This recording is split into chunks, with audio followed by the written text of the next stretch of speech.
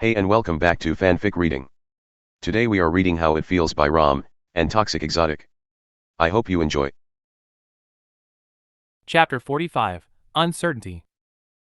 Of all the things Blake had been through in her life, the racism, the grueling pain of training, nothing had ever made her wish she wasn't a faunus. In fact, that prospect had never even crossed her mind. Though she hid her ears, she really did love them, and would not give them up for anything. That had all changed when she had entered Beacon though. However, it wasn't racism. It wasn't all the time she'd made a hard U-turn in the hallway after hearing Yang or Weiss having sex in the dorm, though mostly Yang since she'd only ever heard Weiss and Neptune twice. No, it just so happened to be the one place on campus that her girlfriend loved more than any other. The workshop. The loud roar of blast furnaces, the popping of dust, the striking of hammers. Almost every single sound in the damn building made her flinch as waves of pain shot through her. It was even worse than the streets of Vale with its car horns and endless chatter. It was the very reason she normally tried to stay away from the building by having Weiss or Ruby make her bullets for her. However, Blake had wanted to spend a little time with her girlfriend, so was willing to at least put up with the noise. Especially since the girl had seemed a little preoccupied for the last 2 days. Ever since returning from training with Crow, which Blake only knew about because Yang had mentioned it that night, Ruby had been very quiet. Instead of wrestling with Yang for the remote, or bugging Weiss with something about homework, the Reaper had mostly just sat at her desk with a textbook in front of her. Though having a textbook in front of her had become somewhat normal lately, she rarely did it quietly. Yang hadn't been much help either.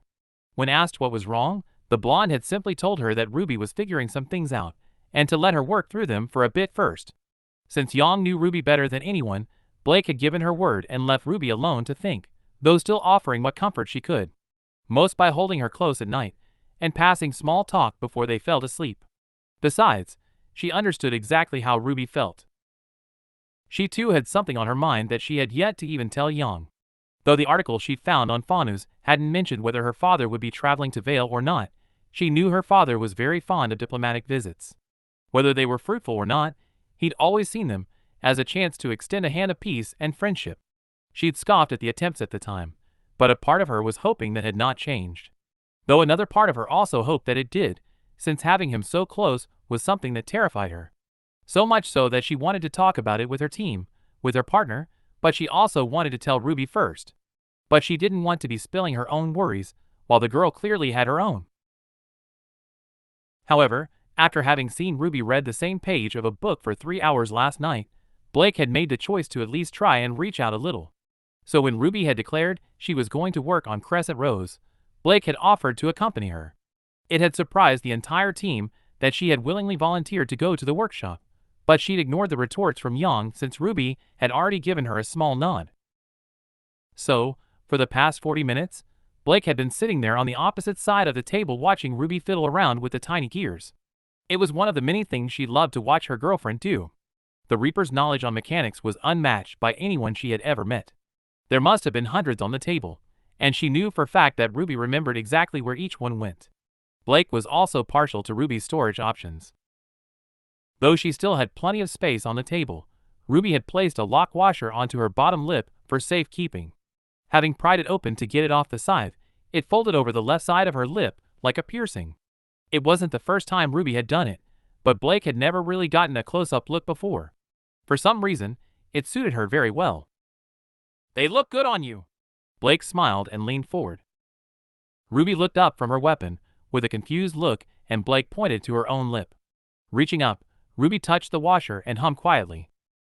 "Thanks," she said with what looked like a forced smile, her attention returning to her weapon. "I saw models with the piercings when I was younger and thought they were really cool. Kinda just a thing I picked up." "You thought of actually getting one?" The girl gave a shrug. "Dunno." That was pretty much the only response Ruby had given anyone in the last couple days. With nowhere to really go from there, something that was never normally a problem with her girlfriend, Blake tried a different tactic. "What are you looking for anyway?" "My safety mechanism failed when I fought my uncle." Ruby huffed and ripped another side panel free. "But it shouldn't have. Everything looks perfect, so I have no idea what happened or how to stop it happening again." "Maybe it was just a random slip," Blake offered. "It happens. But it shouldn't have. I accounted for impact shock and the new blade has its own safety system to stop it overheating or transferring the energy anywhere it shouldn't. If something failed, then something is wrong. The frustration in Ruby's voice was clear, but it also struck Blake as odd. The girl had made mistakes before that caused her weapon to malfunction a little, but she usually just laughed them off and adapted. To see her so worked up over what had likely just been a random occurrence made Blake a little worried that something more was going on than just the weapon failure. "Why is it so important that something was wrong?" she asked cautiously, keeping her voice quiet enough so that Ruby could use the excuse of having not heard it, though Blake knew she had. For what felt like almost a minute, Blake was certain Ruby was going to actually use the excuse and pretend the hammering and popping had covered the words, but eventually Blake heard a sigh followed by a small nervous voice. Had she not had enhanced hearing, she definitely wouldn't have heard it. Ruby paused her work on the weapon. "I promised John I would fight properly now." Her finger resumed fiddling with the gears. "And I can't do that if Crescent Rose isn't working perfectly. Mistakes are dangerous." Finally, it made sense. Yang had mentioned a while ago that she had a plan, but never elaborated beyond that. Blake had half expected her to have done something in training, but she'd never made a move. It seemed the blonde had not been lying though, and was simply waiting for her uncle to arrive. It made sense since Crow had apparently been the one to train Ruby, so it wasn't hard to see why Yang had thought that to be the best course of action. But she also knew how big of a change it was for Ruby. So reaching out, she put a hand on Ruby's to stop her tinkering. It was just enough to get her girlfriend's attention and cause the Reaper to look up. "You're not going to hurt anyone, Ruby," she smiled. "You don't know that," the girl replied with doubt in her voice.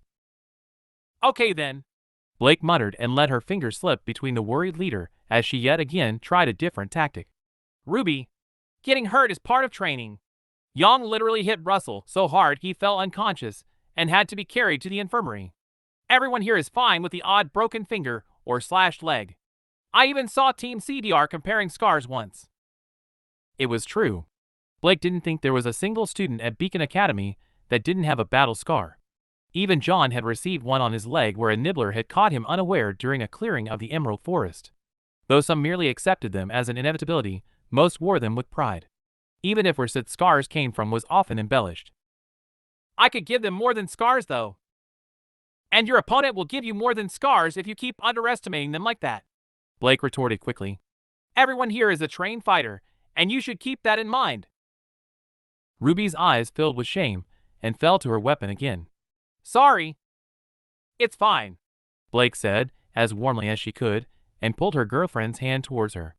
"We all get freaked out by something. Just take it at your own pace, and you'll be fine." "That's what Yang said," Ruby pouted sullenly. "But I don't know what that is." "Well, that's why you have a team," Blake offered. "We can help you get more comfortable with it before you take it to sparring, okay?" "Okay." The girl gave a nervous nod, and Blake let her hand go. As if attached to elastic, it immediately returned to the exposed insides of the weapon. Thankfully, though, Ruby was no longer pulling things from the inside, instead just giving them a once-over. As the girl began to return things to their place, Blake raised from the table and walked over to a nearby drawer and pulled it open. Quickly finding what she needed, she smirked to herself and walked back.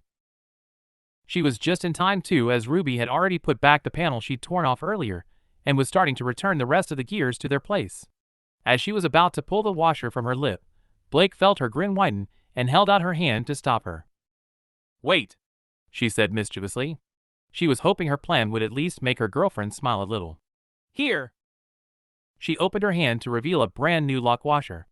For a second Ruby just looked at it, but it didn't take long for the corner of her lips to start twisting into a smile. "You like it that much?" she asked. "Like I said," Blake grinned and leaned towards the desk with a naughty grin. "It looks really good on you." The smile finally managed to pull itself across Ruby's face, and the girl shook her head as she reached out for the ring. Happy that she had at least put a smile on the beautiful girl's face, Blake folded her arms on the table and rested her chin on top of them. Trying her best to block out noise that was still giving her a headache, she watched as the Reaper went about meticulously rebuilding her weapon, cleaning off each piece before she put it back into place. Blake was very happy that the weather was beginning to turn. The cold had always made the tips of her ears sore. Thankfully, the weather seemed to finally be catching up to the fact that spring was upon them. Though the air was still slightly cold, it felt more crisp and chilly, but a few days of the week had been bright and cheerful, and Blake knew they were only going to be more frequent.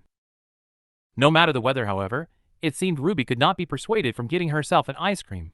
After the girl had finished fixing her weapon, which had taken a while since she remembered something else she wanted to check after putting the entire thing back together, she'd been in a little bit of a better mood. Not wanting to waste that chance, Blake had quickly asked her on an impromptu date. Fortunately, the girl had been quick to agree. It hadn't really been much, a simple movie and quick bite to eat, but Blake had enjoyed it. Though they were still finding the odd moment to be together, they had definitely started to become fewer and further between. With her training with Xanthia, classes, homework, team practice, and other obligations that Ruby had too, such as extra study sessions with Ren, pretty much any moment they could get together was a blessing. Admittedly, Ruby was still not completely back to how she normally would be. She would still fall silent randomly, and her eyes would glaze over in thought, but for the most part she was still smiling and seemed to be enjoying the day. After the movie had finished and they'd enjoyed a few burgers at the food court outside Beacon, they'd both grabbed some ice cream and begun to make their way back up to the school. "Are you sure you don't want to try some?" Blake offered teasingly, knowing the answer. "Bleh," the red-headed Reaper said with a shake of her head. "You can keep your coconut milk ice cream. It tastes all coconutty." "Well, they didn't have soy." Blake chuckled at the girl's disgust. Coconut was one of the few sweet things she'd ever seen Ruby turn down. "But it reminds me of home, and it's a lot better than what the diary and yours would do to me." "You?" Ruby let out a groan that quickly turned into a laugh. "That's gross." "Made you laugh, though." Happy silver eyes met hers as Ruby's head turned towards her, and Blake felt her stomach flutter. Though it was the girl's general demeanor, seeing her laugh and smile after 2 days of nothing felt like bliss. "Sorry," Ruby said meekly. "I know I've been a little—" "It's fine," she interrupted with a smile. "I get why you were." She felt Ruby's hand squeeze hers a little in a quiet show of appreciation and happily returned the pressure.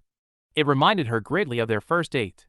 Walking back from the food court and munching on snacks, it had been the first time they'd really held hands for anything longer than a couple of seconds. That entire day had been more than Blake had even thought it would be. While they were friends, it was undeniable that they both had a somewhat different outlook on life, and she thought she would have at least screwed up somewhere due to it. But she hadn't. Instead, that entire night had been pretty great. She'd laughed and joked, and generally just found it easy to be herself. Not the Blake she showed to everyone else, the Blake she had been before everything had happened. The one that she really wanted to be again. Ruby helped her be that, and that was something she really liked about their relationship. That she could just be herself. In fact, she would probably be willing to say that she loved it. Not out loud, of course, but she was definitely aware she was having those thoughts more often. "You've been more quiet too, you know." The voice brought her out of her thoughts and pulled her head back around to Ruby. "Huh?" "I mean, quieter than usual." Blake gave a small chuckle. "And you stay awake longer. You're usually asleep before me." "Oh." Blake supposed she had been staying awake a little longer than she normally would be. She may have also been a little quieter too. Over the last 2 days, it hadn't just been the Vale visit she'd read about on Fawnus. She'd also looked up a few of her dad's speeches. Just as Weiss had said, he seemed to have started preaching a different part of his message. While he used to preach about how they should be avoiding violence, over the last 6 months he'd begun to talk more about the impact violence had. Not only on the cause, but also on the people doing it. Oddly enough, his speeches felt rather accurate. So accurate, in fact, that it felt like he had taken her own experience and formed them into something specifically for her. He spoke on how the violent things done in the name of peace would still come back to you in your sleep, how you would see the faces of those you tore down and hear their pleas, how the victories would feel monumental while the mistakes felt inconsequential, until one day those feelings would flip and the mistakes would feel like the weightiest things in the world. Blake knew those feelings all too well. She still vividly remembered her own mistakes. The burned-down barn, the farmer's body on the floor of the kitchen, the defeated look of a Fawnus she'd forced from his home. She still saw them all some nights, many more. The traveling merchants they'd robbed. The airships they'd shot down, and the pilots they'd never bothered to check on. Everything she'd done still weighed heavily on her shoulders, and for all of it, she could barely think of one good thing she'd done for her people. Having read her dad's words had brought back all of those memories, and combined with the fact her dad could be in town soon, Getting to sleep had proven to be a lot more difficult lately. Well, Blake hesitated and let out a small breath. I guess I have been a little preoccupied.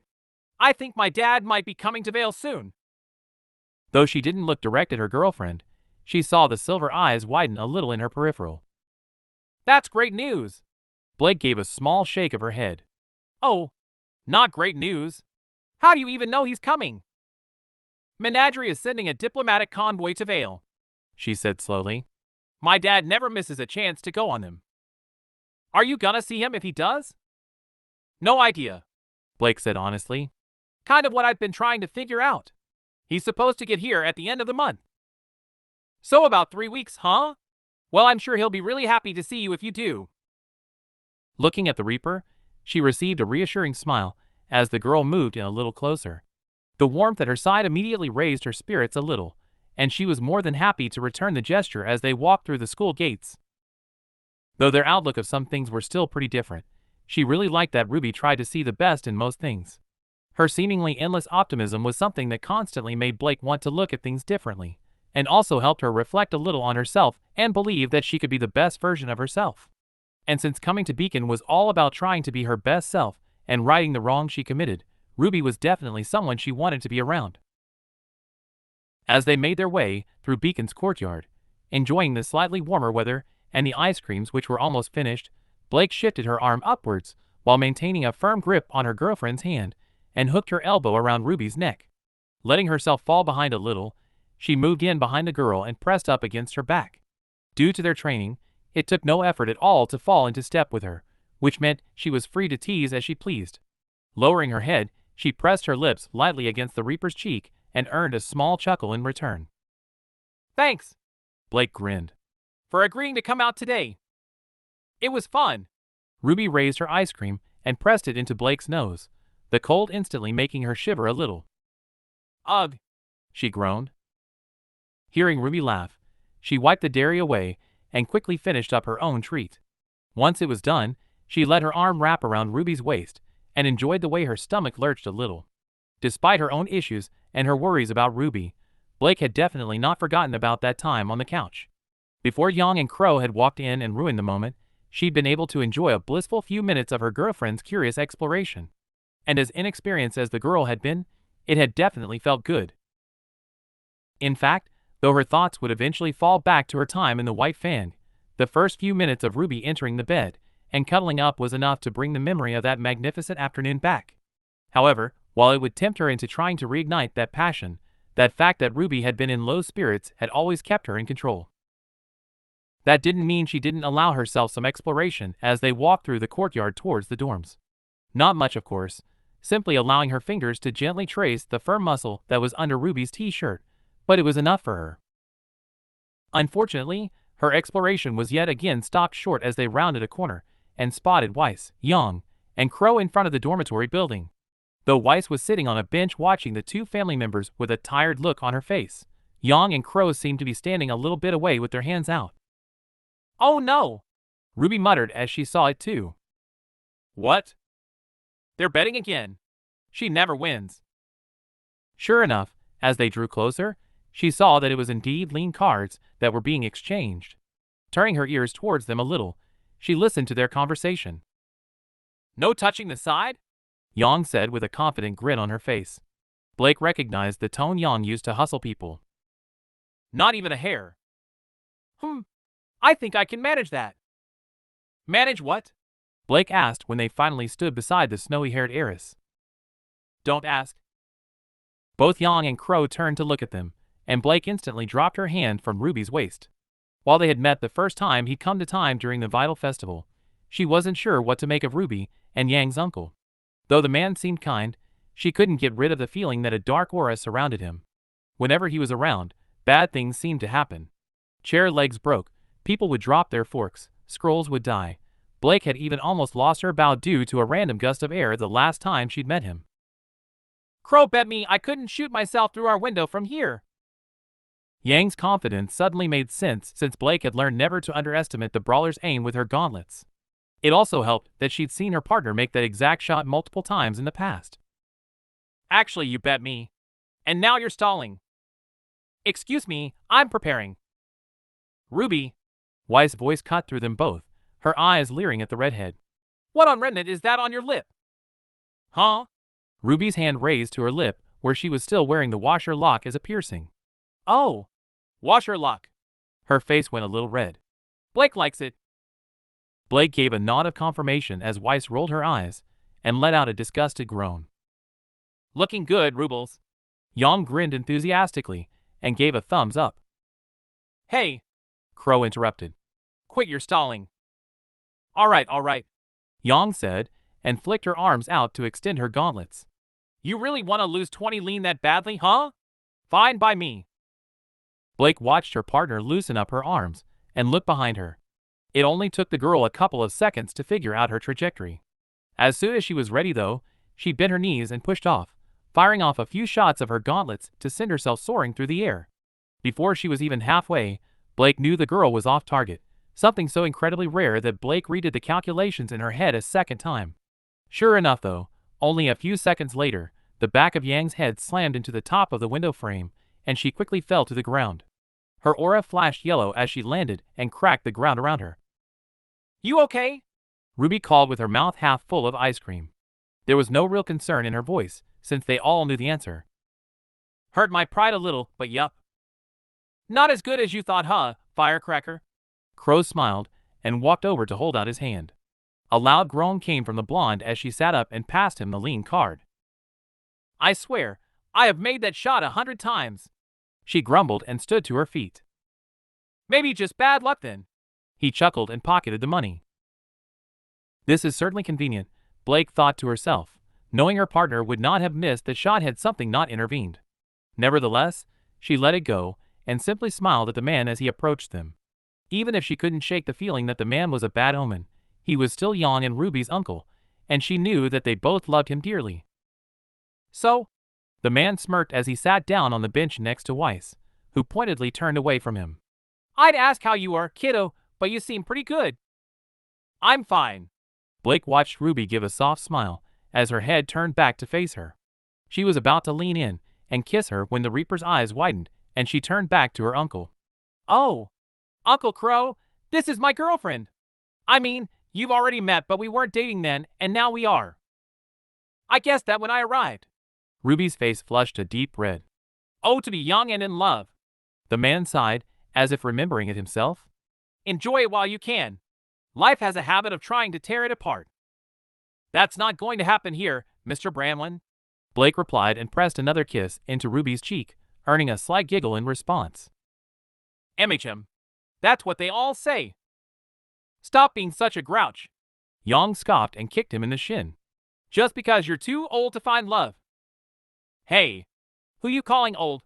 He said and rubbed his leg. And I'll have you know your uncle still has plenty of moves left. Like the ones you used on Weiss' sister? Ruby chuckled. Though Blake hadn't been there for it, she definitely heard the arguments between Ruby and Weiss about who had won that fight. Clearly Weiss remembered it too, as she shot the man a filthy look. Exactly. Like my sister would ever touch someone like you. I think I did quite well. Crow retorted with a wink, earning a disgusted look from the heiress. The girl never did bother to hide when she didn't like someone. Speaking of, he yawned and stood up, Yang quickly taking his spot and throwing an arm around Weiss. I think it's time I caught up with Belle. Belle? Professor Peach. Blake clarified for her girlfriend. Oh, Gris. She groaned before smiling. You're staying in Vale for a while though, right? Yup, he said and stretched his arm. Finished all my missions, so gonna be teaching at Signal again for a while. You staying at home? Yang asked. Or the shack? Shack. Fighting with Dad again? Something like that. The man shrugged. Anyway, I'm headed out. You girls have fun. The man made to walk away, but stopped in front of Ruby and Blake. Reaching out, she put a hand on his niece's head and ruffled her hair slightly, giving her a warm smile as he did. You're doing great, kiddo. His voice sounded much softer as he said those words. Just make sure you keep learning. From everything. Thanks, Uncle Crow.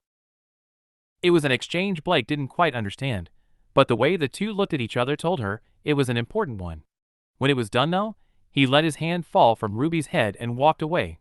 She knew her instincts were right when she felt Ruby let out a deeper breath than normal. So, Yang grinned and pulled Weiss into a firmer hug only to be pushed away by a glyph. What's Team RWBY doing tonight? Chapter 46, Halcyon. If there was one thing that every Beacon student was able to agree on, it was that the school was simply far too large for its own good.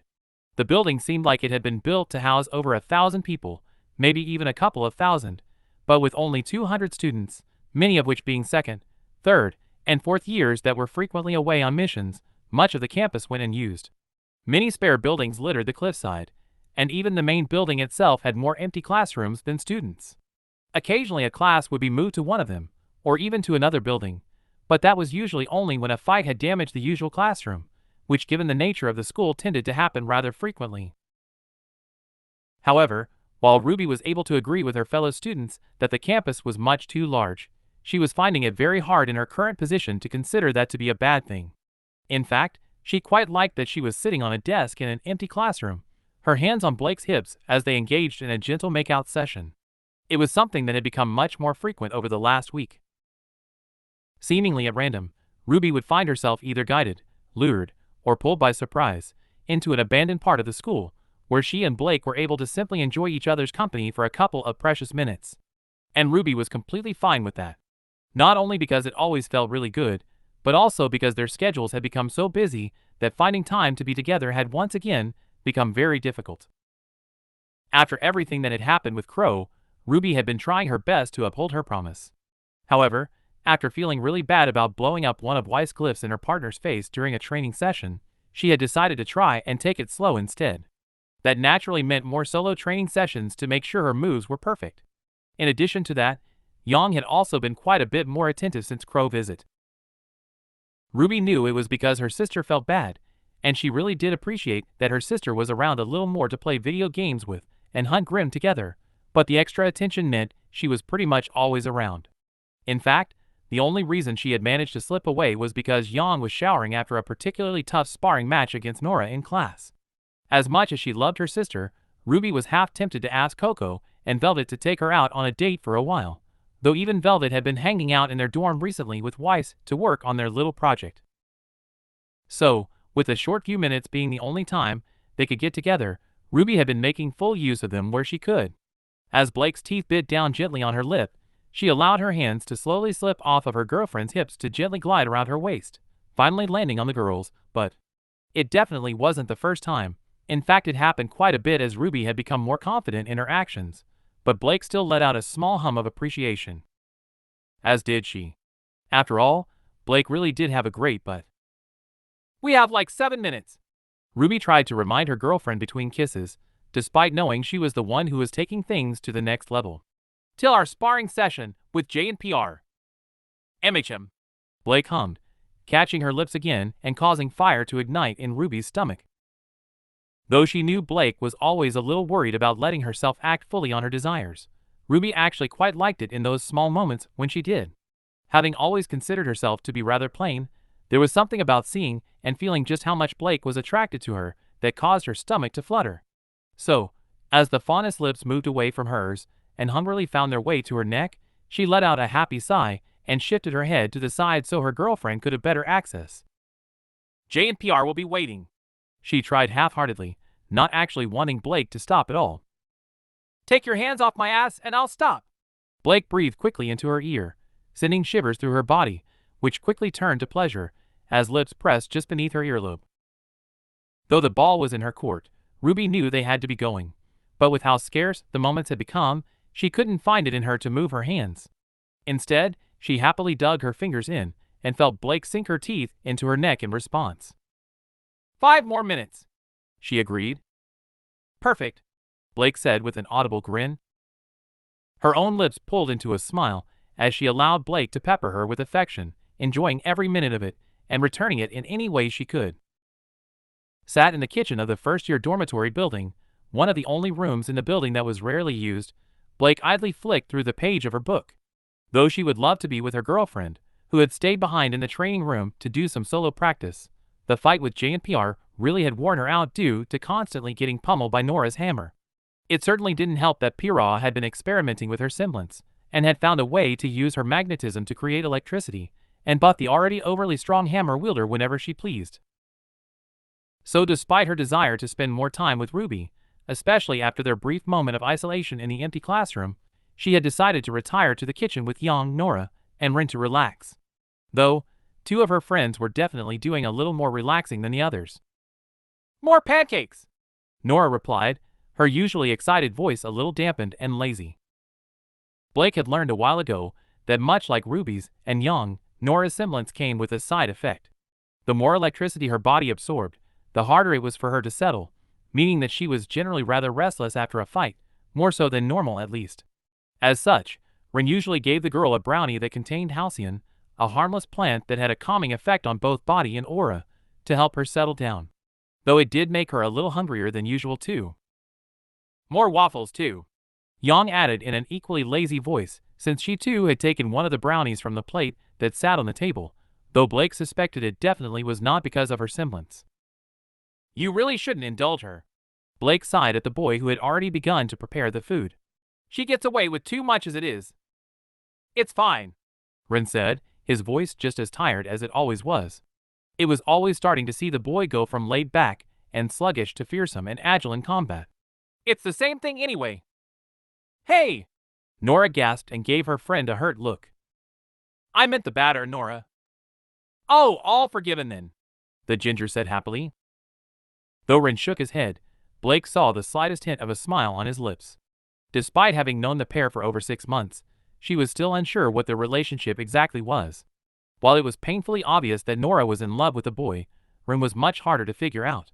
Though, given his semblance, the inability to read his emotions was pretty understandable, but frustrating nonetheless. "So what's J&PR been up to lately?" Yang hummed and picked at the small piece of waffle she had on her plate. "Feel like we haven't hung out in ages." Let's see." Nora held out her hand and began to list things off with her fingers. "Training, training, training, and then there was that time Ren pulled me aside for, oh yeah, more training." "You forgot homework," Ren added, pushing down Nora's little finger as he passed her. "Sounds like us," Yang chuckled. "I thought Beacon was supposed to be fun." Nora pouted and slumped out on the table with her arms outstretched so that her fingers could press lightly against the side of Yang's plate. "You said it would be fun, Ren." "I said no such thing," Ren disputed and held up the batter in Blake's direction. She shook her head. "I said it would help us become better hunters." "Which is supposed to be fun." Her fingertips began to press down on the plate, repeatedly lifting it and letting it drop back down with a clink that sent a wave of pain through Blake's head. "Killing Grim is fun. The arcade is fun. Making things go splat with a hammer is fun. Studying and training is not fun." "You think killing Grim is fun?"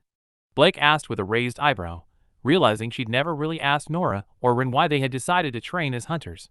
"Is that why you're here?" "Kinda."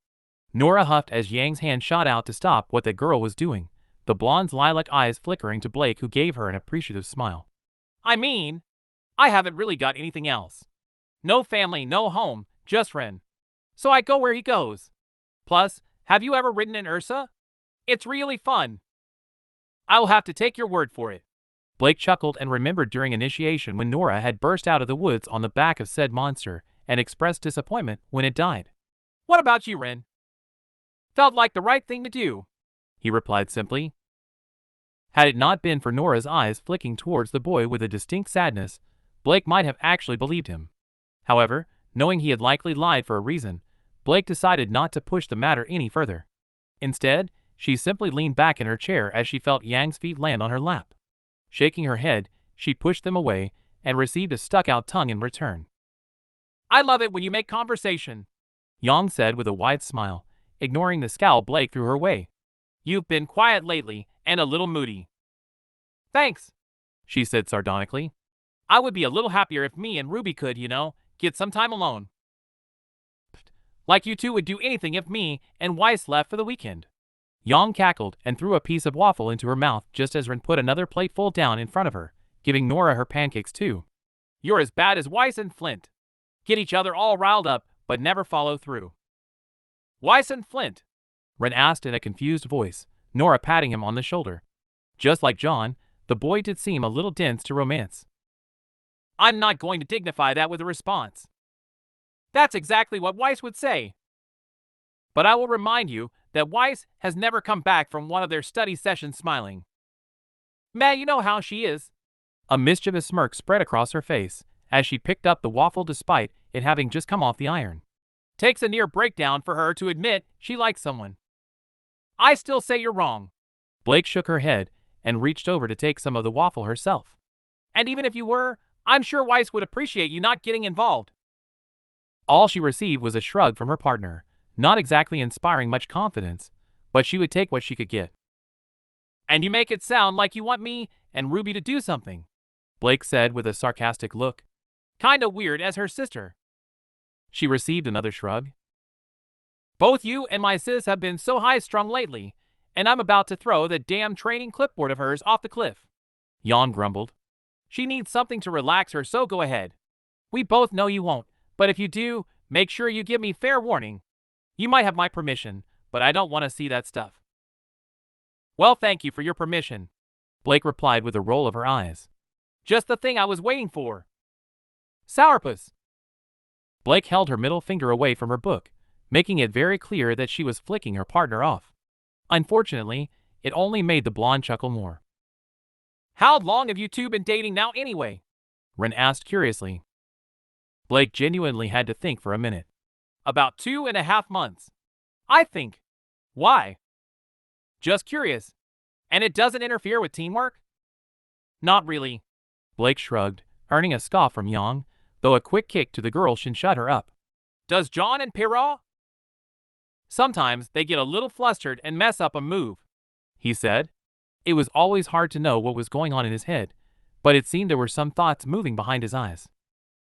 Tends to happen with new relationships. Yang smiled as if she was recalling a good memory. Sorts itself out pretty quickly, though. MMM. The boy hummed, sipping his tea as he watched Nora shove a whole pancake in her mouth and give him a wide grin. Ooh, worry ol' mush. Ren reached over her and used a finger to push her mouth closed. Rapidly chewing, the girl swallowed. You worry too much. They're feein' and happy and super in love. It's sweet. As she watched Ren wipe away some syrup from his partner's mouth, she felt Yang's feet come to rest on her lap again.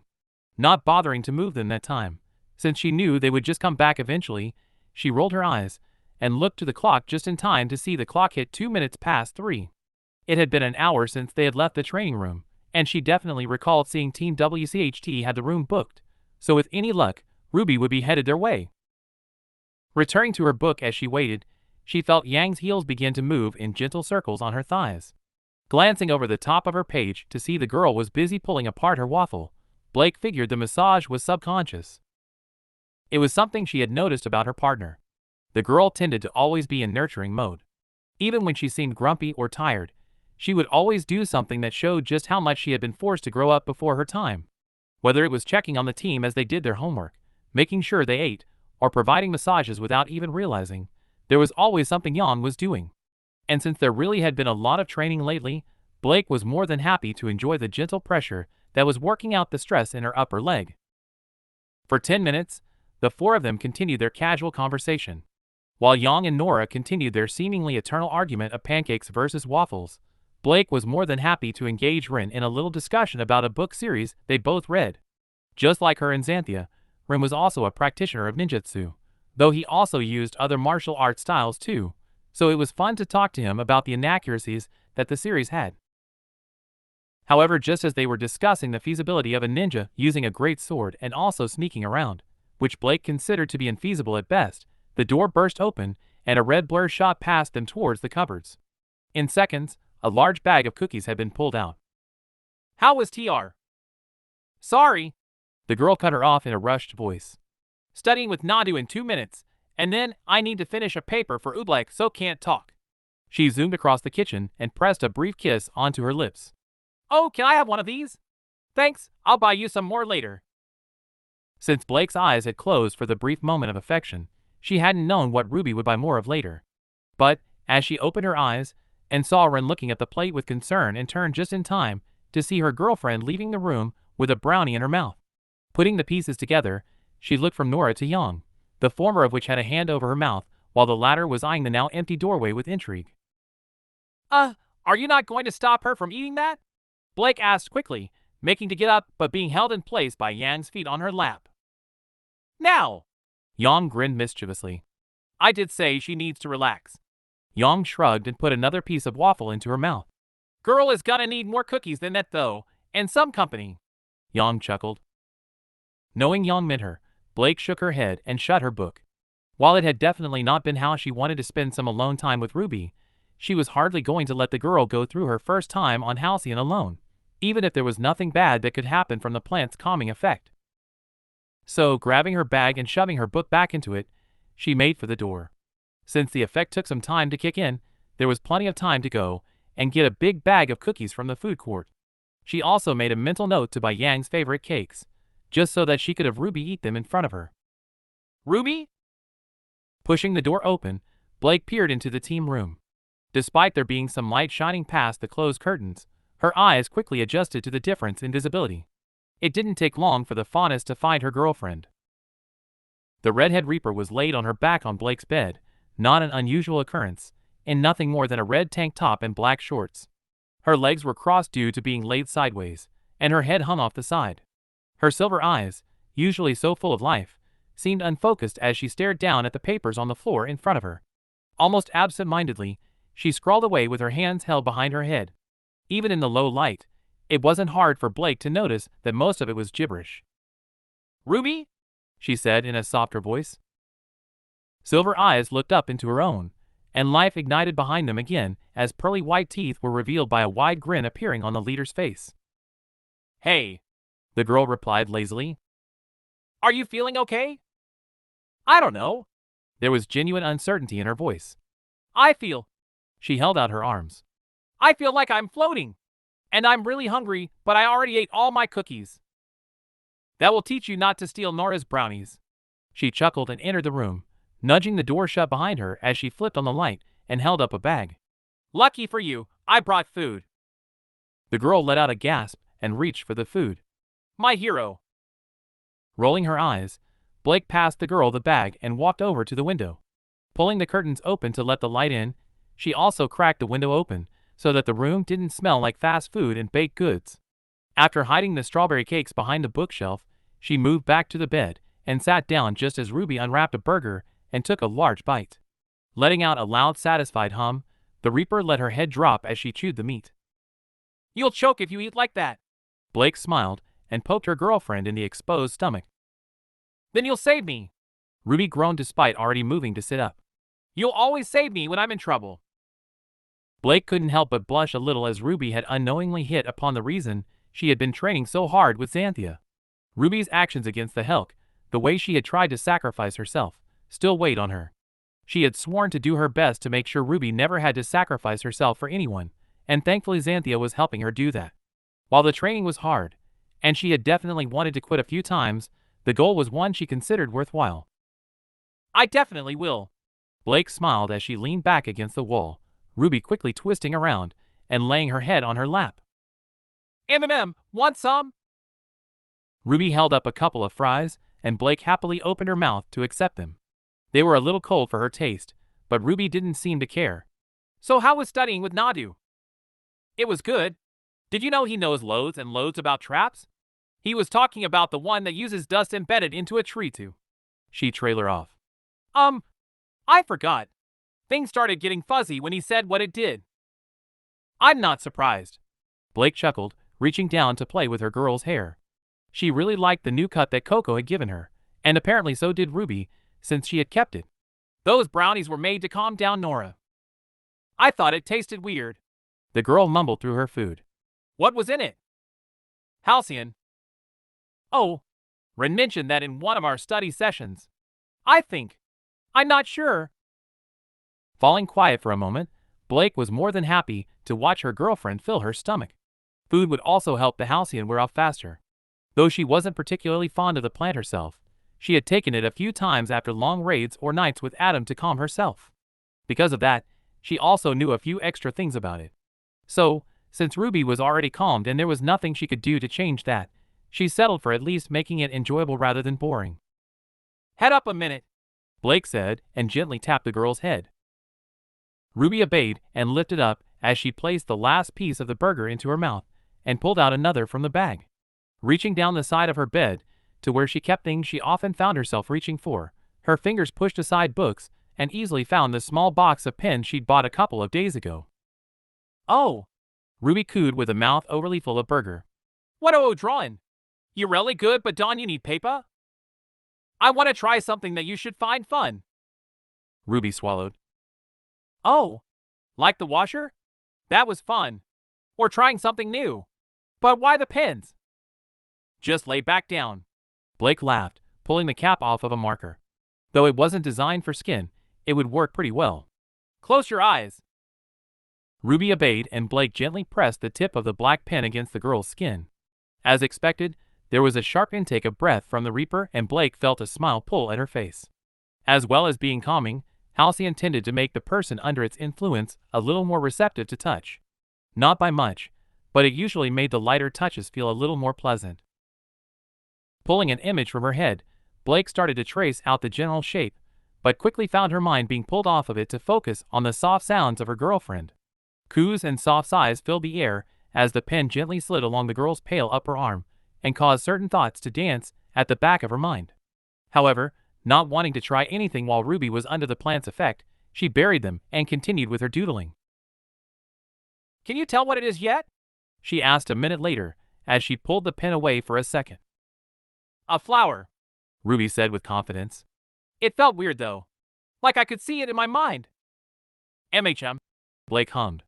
"That's the Halcyon. It makes your aura a little more sensitive." It's nice." Ruby sighed happily and put some more fries into her mouth. "Keep going." Not needing to be told twice, Blake happily returned to the drawing. Minutes passed in near silence, the only sound being Ruby's slow chewing and gentle hums. Though working on skin was definitely a lot different to paper, Blake found herself enjoying it.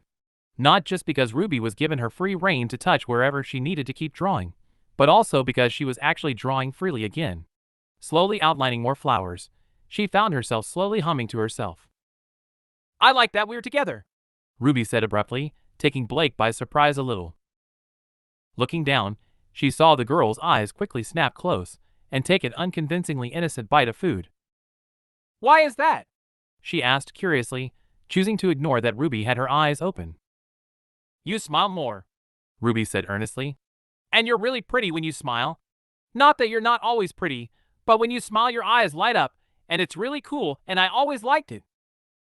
Had Ruby's eyes been open, she would have definitely seen the smile that pulled Blake's face. It was true that she had been smiling more lately, but it wasn't just because of Ruby. Granted, the Reaper definitely contributed heavily to it, but Weiss and Yang had definitely played their parts too. "Well, that's because I like being with you," Blake said with a grin. "You make me feel like I can actually atone for my past." "Because you can," Ruby said softly. "Anyone can make up for their past, they just have to want to make up for it. You make it sound so easy." Ruby chuckled and shook her head a little. "Maybe not easy, but worth doing. I think it is at least."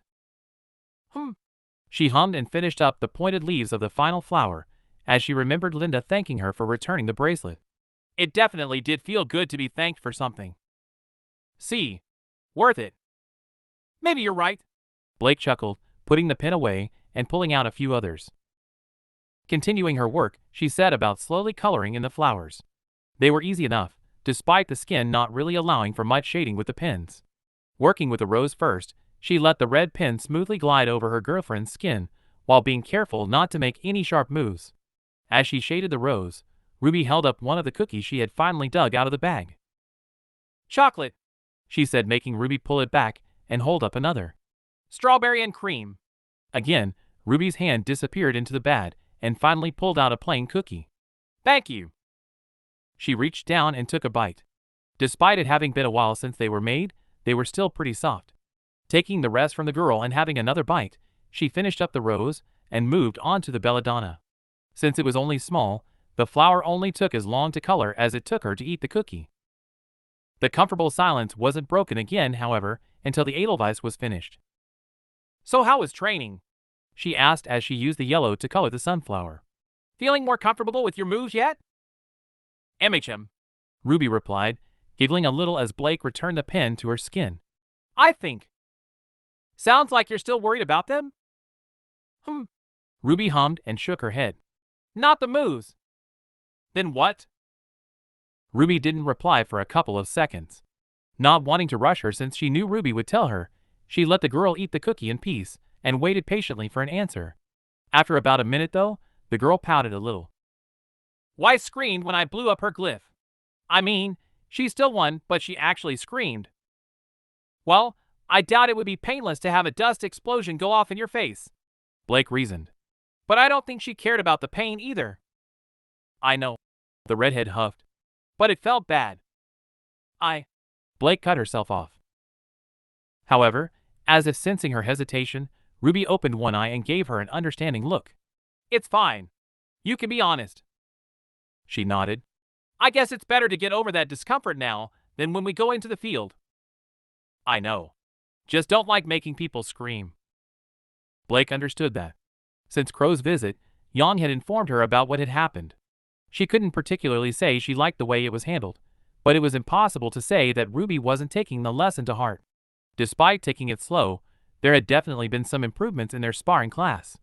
She was no longer pulling her strikes and finally beginning to push an offense. But the girl's natural default was still rather defensive, with Ruby trying to disarm instead of break her opponent's aura. While that was great for the weapon, it didn't solve the issue of people being able to use their semblance. I get that. But just like it's better you learn to fight properly now, it's also better they experience that pain now. It lets them know what they did wrong. She reasoned and pulled out her green pen to finish the drawing. I doubt Weiss will make the same mistake of putting a glyph that close to her again. That's true. Still feels weird. Blake couldn't deny that. Even when she had first started fighting, the idea of hurting people had felt weird, though the white fang had quickly rid her of that feeling. You'll learn to accept it, she said and finished up the image. Blowing in it, she tapped the girl on the forehead. Done. Oh, let me see.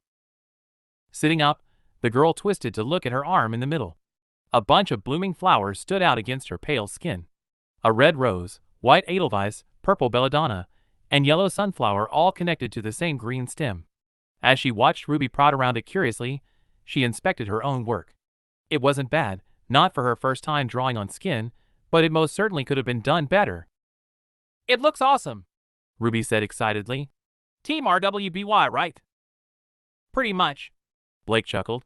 Rose and belladonna are easy comparisons. Edelweiss is kinda fitting. For Yang, I just figured that one because she reminds me of the sun. Little sun dragon, Ruby said with a smile. Yang Xiaolong and Australian. A sunflower is perfect. Good. Wrapping an arm around the girl's waist and pulling her in, she placed a kiss on the Reaper's shoulder just above the drawing. A shiver ran through the leader at the feeling, and Blake smiled as she felt Ruby relax into her. It may not have been the way she wanted to spend an afternoon with her girlfriend, but it definitely hadn't been a bad one. So, reaching into her pocket as she rested her head on Ruby's shoulder, she pulled out her scroll and turned on the music. It was definitely one of the best ways to wind down from Halcyon. And that's all for today. Thanks for coming by and hanging out. I hope to see you next time.